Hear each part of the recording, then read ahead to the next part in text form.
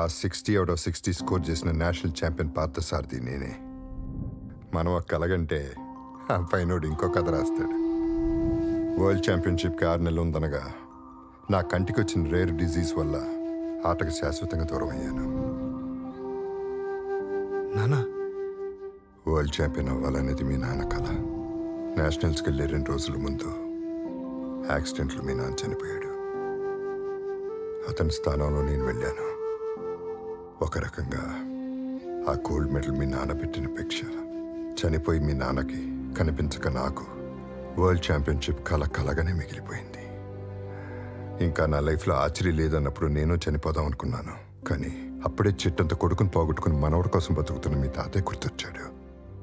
అప్పుడు అనిపించింది, ఇంకొకడికి జీవితం ఇవ్వటం కదా జీవించటం అంటే అని. నీ వీడియోలన్నీ దగ్గర నుండి చూశాను. మీ నాన్న గురి నీకు వచ్చింది, ఆ గురి పోకూడదు.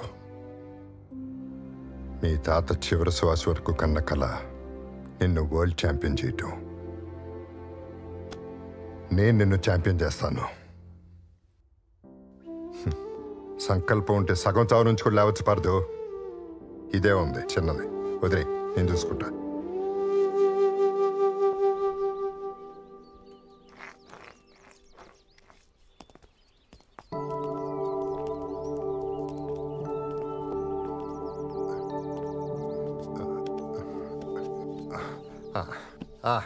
పార్దు, దా కూర్చో. పార్దు, ప్రతి గాయానికి ప్రకృతిలో ఒక మందు ఉంటుంది పార్దు. దాని పద్ధతి తెలియాలంతే. ఇప్పుడు ఆ పద్ధతి తెలిసిన ప్లేస్కే వచ్చాం.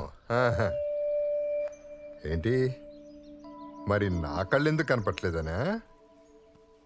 ఈ మాత్రం చూపైనా ఉందంటే అది ఆయన వల్లే. సారథి గారు, అయ్యగారు మిమ్మల్ని రమ్మంటున్నారు.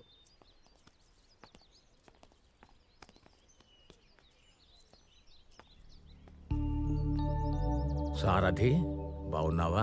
బాగున్నానండి. పార్దు, పార్దు అని నాకు బాగా కావాల్సినాడు. చిన్న యాక్సిడెంట్లో చేతికి దెబ్బ తగిలింది. 4 నెలల్లో ఆర్చరీ ఛాంపియన్షిప్ ఉంది. మీరే చూసి ఏమన్నా. రా నాయనా.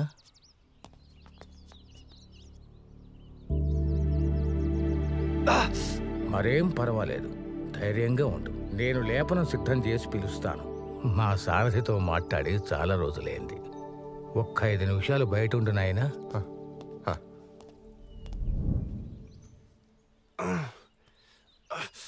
నేను చెప్పా కదా పార్దు. పార్దు, పార్దు, ఇంకో 4 నెలలు, ఇంకో 4 నెలల్లో నువ్వు బో అయినారో పట్టుకోబోతున్నావు. I told you miracles will happen. దా పార్దు, దా. సార్, దా పార్దు, దాను.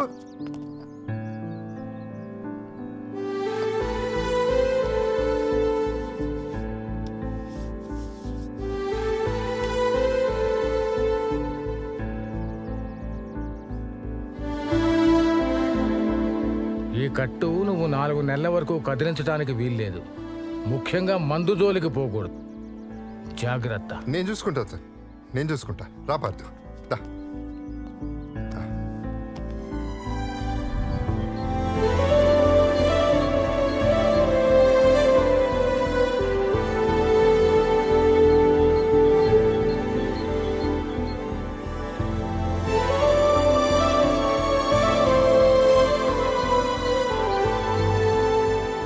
రాము, నన్ను వదిలేసేలా మధ్యలో వెళ్ళిపోతే వెళ్ళారా?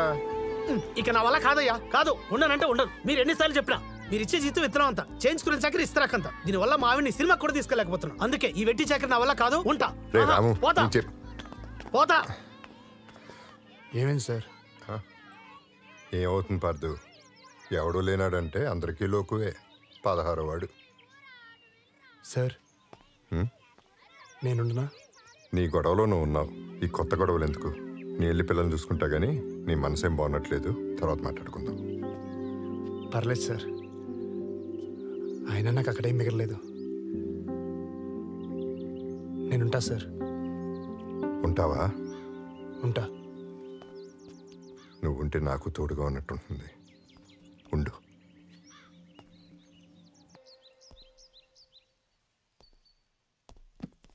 ఎవరు కావాలి సార్? రితిక ఉందా? ఆ మేడం వాళ్ళు ఇల్లు ఖాళీ చేసి వెళ్ళిపోయింది సార్. ఎక్కడికి వెళ్ళారు? ఏమో తెలియదు సార్.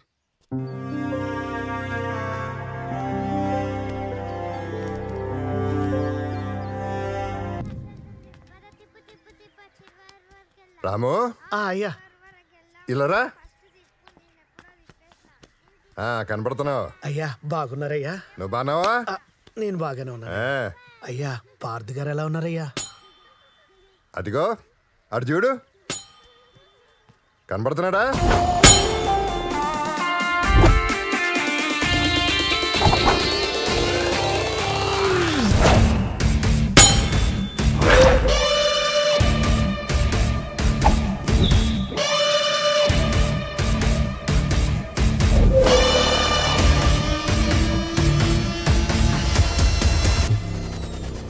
కనపడుతున్నాడయ్యా.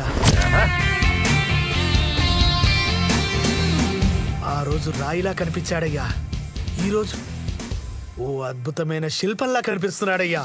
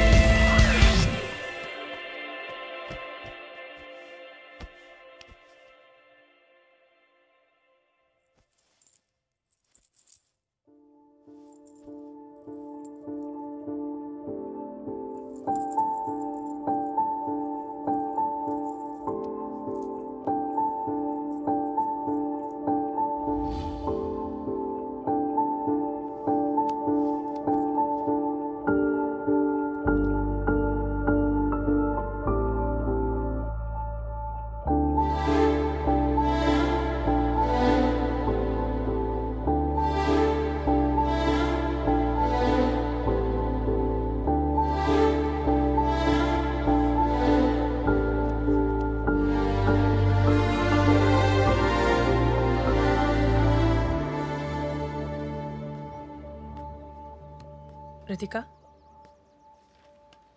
ఆ అబ్బాయి పేరు అమర్, ఒక ఎంటర్ప్రెనర్. నేను బయటికి తీసుకెళ్ళడానికి కూడా నా పర్మిషన్ అడిగాడు.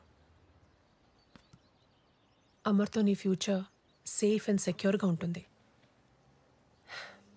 కూతుర్ని కన్న తల్లిదండ్రులకి ఆ ప్రశాంతతే కావాలి. సాయంత్రం అమర్ వస్తున్నాడు నిన్ను బయటికి తీసుకెళ్ళడానికి. వెళ్ళిరా.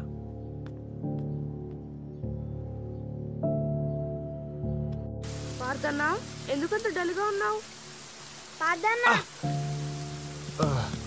ఏం తింటారా?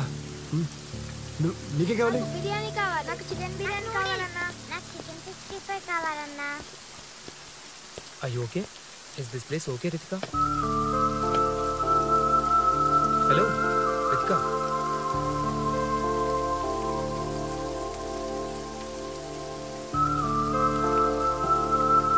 Ritika, come. Let's sit down.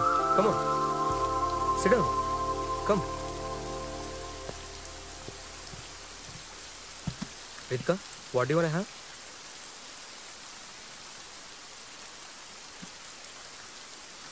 Ritika, I don't consider your past. Please move on. ఖతర్నాక్ ఉందిరా బాయ్ పోరి. పార్థుగాని గర్ల్ ఫ్రెండ్ కదరా, మరి వేరేంతో వచ్చింది? పార్థుగాడు పాతగైపోయిండ్రా, గందుకి కొత్త తోటి వచ్చింది. Boss, mind your language. షీఈ్ మై వుడ్ బి. ఆడు చెప్పింది కరెక్టే కదరా. ఆడ తెగింది, ఇక్కడ తగులుకున్నావు అంతేగా. Hey, shut up. Mind your business. అటు కాదు, ఎటు చూసి తిను. Ritika, let's leave. This place is not good.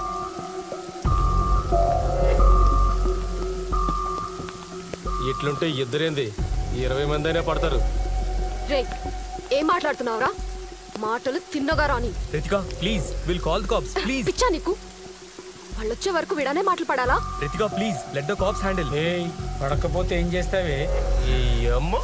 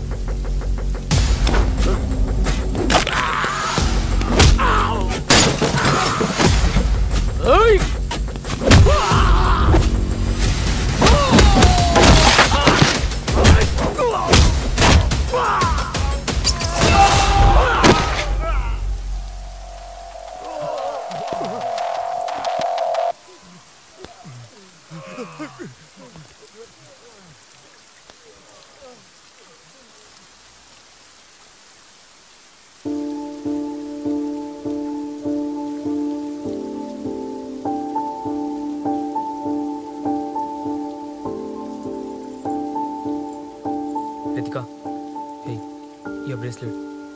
Take it.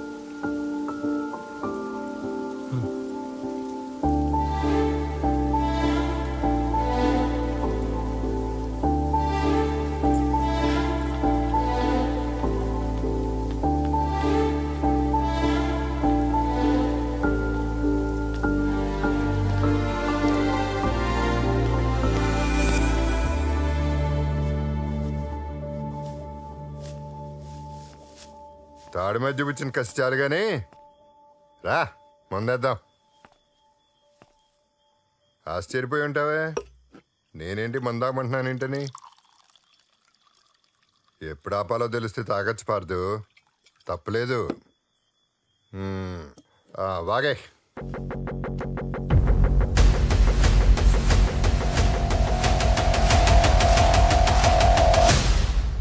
బాధ అంటే ఏడవటం కదా పార్దు, ఏడవలేకపోవటం అది ఇంకా బాధ.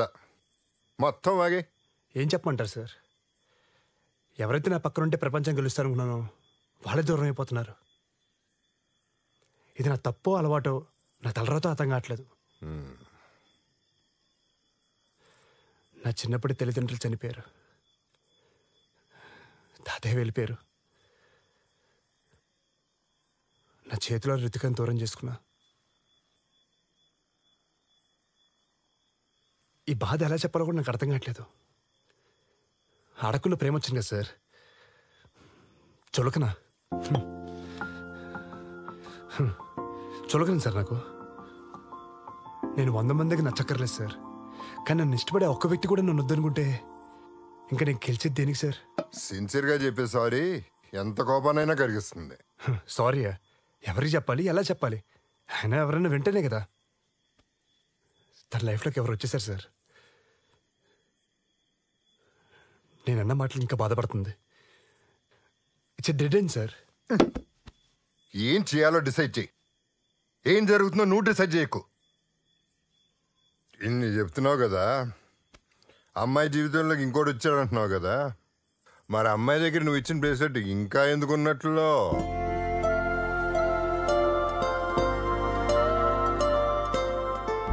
టేక్ కేర్ ఆఫ్ ఇట్, ఎందుకంటే చాలా ఇంపార్టెంట్ ఇష్యూస్ ఉన్నాయి. ఆ పడిచిపోతే ఇబ్బంది అవుతుంది.